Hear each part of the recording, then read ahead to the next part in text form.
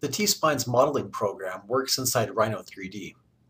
To learn how to navigate inside the Rhino viewport, use the Rhino Help menu. T-Splines adds an important Edit mode to Rhino that gives you tools to easily push and pull on your model. Edit mode is activated when you click the T-Splines Edit mode icon. The identifying feature of Edit mode is a heads-up display box that you can dock like a toolbar.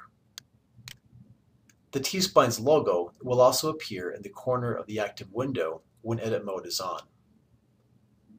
This heads-up display contains many features, allowing you to use manipulators, change the location of the manipulator, turn on face, edge, and vertex grips, change the drag mode, and turn on hotkeys. You can also add many other feature buttons to the heads-up display box. To exit Edit mode, hit Escape, click the T-Splines icon, or press the Disable Heads-Up Display button.